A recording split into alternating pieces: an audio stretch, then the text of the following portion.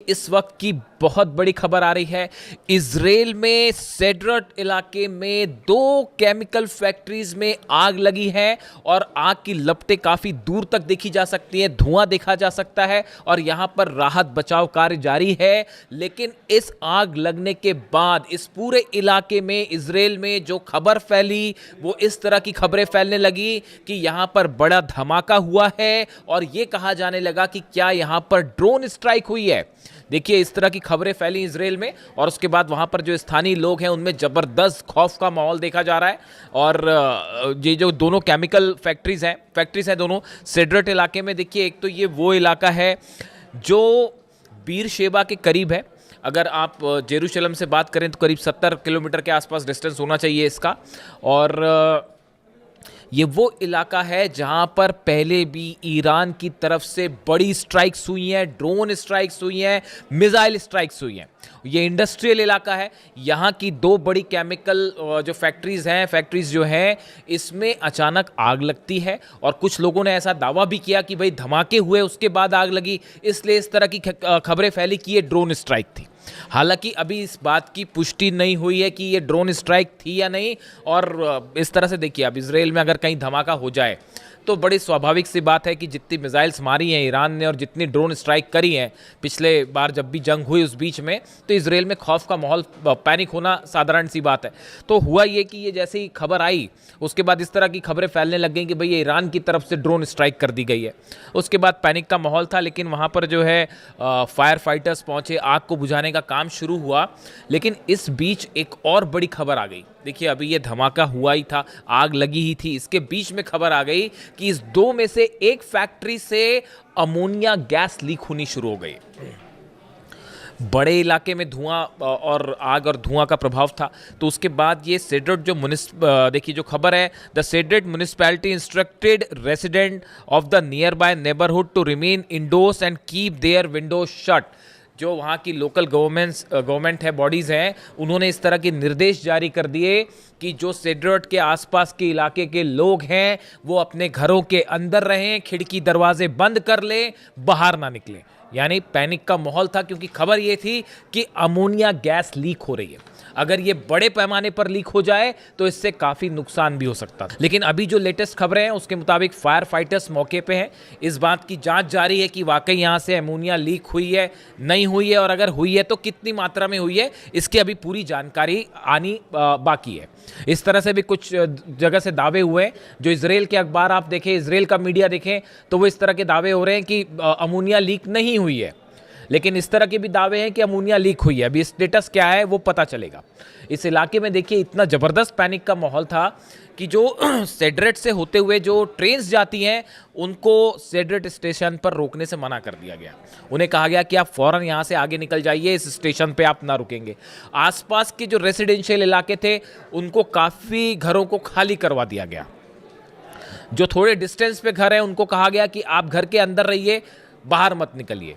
यानी आप देखिए इस पूरे इलाके में, दरअसल देखिए ये बीर शेबा के करीब वो इलाका है सेड्रट का जहां पर ईरान की तरफ से शाहिद 136 ड्रोन्स ने, खास तौर पर जो 12 दिन की जंग हुई थी, इस जंग की बात नहीं कर रहा हूं मैं, पहले वाली जो जंग हुई थी 12 दिन की जंग हुई थी जिसमें ईरान ने अपनी मिसाइल्स और ड्रोन की असली पावर दिखाई थी पहली बार दुनिया को, और इजराइल घुटनों पर था। और ये हालात थे कि धमाधम मिसाइल्स गिर रही थी और बिल्डिंग्स गिर रहे थे इजराइल में। और उसके बाद जो है वो पहली बार ताकत देखी थी दुनिया ने कि ईरान की मिसाइल्स और ड्रोन की क्या ताकत होती है। तो उस समय भी ये जो सेड्रट इलाका है, जो इसका इंडस्ट्रियल इलाका है, इस पर काफ़ी ड्रोन स्ट्राइक्स हुई थी। देखिए, ईरान में लगातार अमेरिका की तरफ से धमकियां आ रही हैं कि जो है हम वहाँ के जितने ऑयल स्टेशंस हैं उनको निशाना बनाएंगे, एनर्जी स्टेशंस को निशाना बनाएंगे, वगैरह वगैरह, इंडस्ट्रियल एरिया को निशाना बनाया जा रहा है। इन हालात में नेतन्याहू जब डोनाल्ड ट्रंप से मिलने वाले हैं उसके ठीक पहले इजराइल के एक इंडस्ट्रियल कॉम्प्लेक्स में आग लग जाती है, तेजी से फैल जाती है और इस तरह से धमाके और ड्रोन स्ट्राइक की खबरें फैलने लगती हैं। इसके बाद सबको यही लगा एक बार कि ये ईरान की तरफ से, जैसा कि ईरान ने पहले ही कह रखा है कि अगर हमारे पर हमले जारी रहे या अगर हमें ज़रूरत महसूस हुई प्रीएम्प्टिव स्ट्राइक की तो हम पहले स्ट्राइक कर देंगे। इस तरह की बातें भी ईरान की तरफ से कही गई। तो ऑलरेडी पैनिक फैलना लाजमी था। तो उसके बाद हालात ये है कि अब वहाँ पर जो है काफ़ी सारी जो है फायर ब्रिगेड की गाड़ियाँ हैं और वो आग वाग बुझाने के काम में लगी हुई है। अभी किसी तरह की ड्रोन स्ट्राइक की कोई कन्फर्मेशन नहीं आई है। अगर कन्फर्मेशन आती है तो हम आपको बताएंगे, लेकिन फिलहाल इस पूरी घटना से अच्छा खासा पैनिक जो है वो इजराइल में देखने को मिल रहा है। अब देखिए, इसी बीच एक और बड़ी खबर है, मैं अगले वीडियो में इसकी चर्चा करूंगा आपसे, कि इराक में जो स्ट्राइक्स की गई हैं खासतौर पर इरबिल में ईरान की तरफ से, वहाँ इराक में अभी भी हमले जारी हैं, वहाँ पे अभी भी जो है वो दुश्मनों के खिलाफ ईरान की कार्रवाई जारी है। उसमें इजराइल के कुछ सीक्रेट अड्डों को निशाना बनाया गया है। इस पर अभी डिटेल्स ज़रा आ जाए आपसे शेयर करेंगे। और इस बीच देखिए, जो खबर है ही कि नेतन्याहू और डोनाल्ड ट्रंप की मुलाकात होने वाली है, इस पर पूरी दुनिया की नज़रें हैं कि डोनाल्ड ट्रंप और नेतन्याहू की मुलाकात में क्या होता है। पिछली बार भी जब हमले हुए थे ईरान पे, जंग शुरू हुई थी, तो उसके पहले दोनों की मुलाकात हुई थी। अब बड़े सारे ऑप्शंस जो हैं इसकी अमेरिका की मीडिया आपस में चर्चा कर रही है। ईरान की तरफ से साफ है स्टेटस, आप मिलिए मत मिलिए, जो करना है करिए, ईरान का जवाब तैयार है। हमला करोगे तो हमला मिलेगा, बातचीत करोगे तो बातचीत मिलेगी, जैसा चाहता है अमेरिका, जैसा चाहता है इजराइल, उसको वैसा जवाब दिया जाएगा। ईरान का स्टेटस बिल्कुल क्लियर है। वो अभी तो जवाब यूक्रेन को देने की हो रही है, क्योंकि कैस्पियन सागर में जो हमला किया है अभी तैयारी उसकी चल रही है। वो खुर्रमशहर 4 कभी भी फायर हो सकती है। जवाब जरूर मिलेगा यूक्रेन को, ये बात तो तय है। अब देखिए, इस बीच जो खबर है, 2-3 ऑप्शंस जो हैं जिस पर विचार हो रहे हैं। पहला ये कहा जा रहा है कि डोनाल्ड ट्रंप और नेतन्याहू की मुलाकात के बाद ये प्लान तैयार हो सकता है कि अब हॉर्मूज में एक्शन की जिम्मेदारी नेतन्याहू की। कई सोर्सेज ऐसा दावा कर रहे हैं कि अब हॉर्मूज में अभी तक अमेरिका ने अपने 18 जहाज लेके वो खड़े रहे, कुछ कर नहीं पाए। हॉर्मूज अभी भी पूरी तरह से ईरान के कंट्रोल में, परिंदा भी पर नहीं मार सकता वहाँ ईरान की इच्छा के बिना। तो अब ऐसे में बताया जा रहा है कि हो सकता है कि नेतन्याहू को हॉर्मूज का कंट्रोल दे दिया जाए, कि बस जिम्मा दे दिया जाए कि भैया अब यहाँ पे ईरान से आप लड़ो, हम नहीं लड़ सकते। तो एक ऑप्शन ये है कि इजराइल की एंट्री हॉर्मूज में होने जा रही है, वहाँ पर ईरान उसके लिए तैयार बैठा हुआ, कह रहा है आप आइए, हम बताते हैं, हमारी अबू मेहदी रेडी है, तो वो अलग तैयार है। दूसरा ऑप्शन ये बताया जा रहा है कि अब अमेरिका में मिड टर्म पोल्स होने हैं। अब यहाँ बड़ी समस्या ये है, जॉर्डन में बेस तबाह हो गए, सोल्जर्स मारे गए, कुवैत में पेट्रियट तबाह हो गया, बहरीन में पेट्रियट थर्ड सिस्टम तबाह हो गए, तो भयंकर नुकसान हो गया। अब सैटेलाइट इमेजेस सामने आने लग गई हैं, और जो रिपब्लिकन सांसद हैं डोनाल्ड ट्रंप की पार्टी के, वही सवाल उठाने लगे हैं डोनाल्ड ट्रंप पर, कह रहे हैं कि भाई आपने हासिल क्या किया, आपने ईरान जाके ऑपरेशन किया, आपने हासिल क्या किया। आप कह रहे थे रिजीम चेंज होगी, वो भी नहीं हो पाई। आप कह रहे थे कि यूरेनियम पर हम कब्जा कर लेंगे, वो भी नहीं हो पाया। तो फिर आप कर क्या पाए वहां जाके? जंग आप जीत नहीं पा रहे हो, अंदर आप कदम नहीं रख पा रहे हो। तो अब ये रिपब्लिकन, ये मैं नहीं कह रहा, ये सीनेटर्स और रिपब्लिकन पार्टी के सदस्य डोनाल्ड ट्रंप पर सवाल उठा रहे हैं। तो इससे आप अंदाज लगा लिए कि मिड टर्म पोल का क्या होना है। तो डोनाल्ड ट्रंप वहां भी घबराए हुए हैं कि भाई चुनाव हार गए तो फिर बड़ी फजीयत हो जाएगी कि ईरान ने हराया, चुनाव भी हार गए। तो अब उसकी भी चिंता सताई जा रही है। तो अब नेतन्याहू से मुलाकात है। तो अब देखिए, तरह तरह की खबरें हैं। लेकिन इस बीच एक बड़ी जो गौर करने वाली बात यह है, अमेरिका के जो फाइटर जेट्स हैं, हथियार हैं, इन सबका प्लेसमेंट, लोकेशंस और मूवमेंट बाकायदा जारी है। मतलब वो कहने की बात वही है कि डोनाल्ड ट्रंप ने जैसे ये कहा कि साहब अभी हम फिलहाल मैं ईरान पर हमला नहीं करूंगा, जैसे ही डोनाल्ड ट्रंप का ये विचार सामने आया, उनकी ये बात सामने आई कि डोनाल्ड ट्रंप ये कह रहे हैं कि अभी फिलहाल जो है ऑपरेशन सस्पेंड है, मैं ईरान पे हमला नहीं करूंगा, वैसी ईरान ने जो है वो हमले की दुगनी तैयारी शुरू कर दी कि अब जरूर हमला होगा। जब भी डोनाल्ड ट्रंप बोलते हैं तो वो अपनी बात से पलट जाते हैं। मतलब उनको हमला करना होगा तो बोलेंगे जी मैं नहीं कर रहा, और हमला हो जाएगा। ईरान तैयार है उसके लिए। यानी डोनाल्ड ट्रंप का ये कहना कि मैं हमला नहीं करूंगा, उस तो ईरान और अलर्ट हो गया है। उसने अपनी और जो है मिसाइल तैनात कर दिए हैं। और वो जो है ईरान की सेना के जो प्रवक्ता हैं उनकी तरफ से बयान आ गया कि उन्होंने अपनी लोकेशंस गिना दी है कि भाई सऊदी में ये लोकेशन है, यूएई में ये लोकेशन है, कतर में ये लोकेशन है, और अगर हमला होगा सब पर एक साथ मिसाइल मारी जाएगी।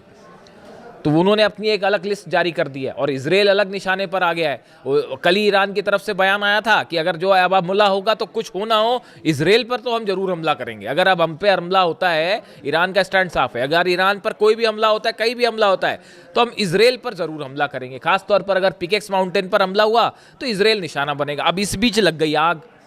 अब सेड्रेट में इस समय आग लग गई, और फिर खबर इस तरह से फैल गई कि धमाका भी हुआ था और ड्रोन स्ट्राइक तो नहीं, तो वो उसको इस तरह से लेने लगे। हालांकि अभी ऐसी खबरें नहीं है, लेकिन चूंकि आग लगी, पैनिक की बात थी और अमोनिया फैलने वाली बात थी, इसलिए आप तक पहुंचाना ज़रूरी था। इसके अलावा अब देखिए, एक तो ऑप्शन ये हो गया, अब एक और नया जो है वो सोर्सेज से नई हलचल और शुरू हो गई है कि डोनाल्ड ट्रंप को उनके कुछ एडवाइजर्स ये बता रहे हैं कि भाई देखिए असल में हुआ ये जो इनसाइड स्टोरी है, एक बैठक हुई, मैं इसका जिक्र पहले भी कर चुका हूँ, आपको बताता हूँ मैं। अमेरिका में एक बैठक होती है, उस बैठक में जनरल डेनकेन शामिल थे, चीफ जॉइंट ऑफ स्टाफ, वो शामिल थे, हेस्गेट शामिल थे, डोनाल्ड ट्रंप और तमाम एडवाइजर्स इनके शामिल थे। ब्रैड कूपर जो है उनसे बात की गई, सेंटकॉम के जो चीफ हैं, जो ऑपरेशन देख रहे हैं ईरान के, तो सेंटकॉम चीफ जो है उनकी तरफ से बयान आया कि देखिए हमने ईरान के ऊपर जितनी एयर स्ट्राइक करनी थी वो कर ली, अब इससे और ज़्यादा हम जो है कोई अपना गोल हासिल नहीं कर सकते। उन्होंने सच्चाई कबूल कर ली असल में ये कि हम जितना नुकसान कर सकते थे ईरान का। एयर स्ट्राइक, देखिए हर ऑपरेशन की एक सीमा होती है, आप एयर स्ट्राइक करके किसी को हरा नहीं सकते, किसी देश को। तो अमेरिका का वो ब्रैड कूपर का कहना है ऐसा है, हमने जितनी एयर स्ट्राइक करनी थी वो कर लिया, अब हम ईरान को और एयर स्ट्राइक करके हम कुछ हासिल नहीं करेंगे। तो अब एयर स्ट्राइक करके हासिल नहीं करेंगे तो कैसे हासिल करेंगे? तो फिर उसका एक ही ऑप्शन बचता है, ग्राउंड ऑपरेशन करिए, सोल्जर्स को अंदर ले जाइए। डोनाल्ड ट्रंप ने आज वो एक और फिर डाल दिया पोस्ट, एक तो वो B-2 बॉम्बर के साथ दिखाई दे गए और फिर खारग आइलैंड पर हमला करते हुए एक सोशल मीडिया पे पोस्ट डाल दी। तो उसके बाद ये स्पेकुलेशंस चल पड़े कि भाई अब ग्राउंड ऑपरेशन होने वाला है, उसके लिए ईरान अलग तैयार बैठा है। एक भी कदम रखेगा सैनिक तो वो उसने अपनी प्लानिंग कर रखी है, ग्राउंड ऑपरेशन का बदला ग्राउंड ऑपरेशन। इधर से अमेरिका की सेना घुसेगी, उधर ईरान की सेना जवाब तो देगी, वो लड़ेंगे, वो तो अलग होगी मारकाट, लेकिन उसके बाद ईरान की सेना भी कहीं भी घुस सकती है साहब, ये इस बात को भी समझ लीजिए। पता चला इराक पे कब्जा कर लिया, घुस गए अंदर, कुवैत में घुस गए अंदर, कुछ भी हो सकता है। ये जो है इन्होंने अपनी अलग पॉलिसी तैयार कर रखी है ईरान ने कि वो दुश्मन से एक कदम आगे चलेगा, मतलब जो चीज़ नहीं सोची होगी वो कर लेंगे।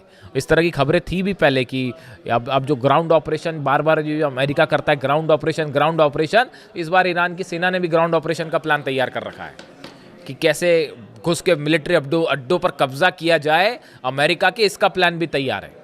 वो 8 लाख सैनिक ऐसे ही नहीं बैठे और बड़े गुस्से में बैठे हैं साहब अली खामेनी साहब की शहादत के बाद से, वो कुछ भी हो सकता है। तो फिलहाल ये खबर आप तक पहुंचानी ज़रूरी थी। इससे जुड़ा जो भी अपडेट होगा, नेतन्याहू और ट्रंप की मुलाकात पर हमारी खास नज़र रहेगी वाशिंगटन से, देखते हैं क्या निकल के आता है। जो भी अपडेट होगा आप तक पहुंचाएंगे। Thank you so much.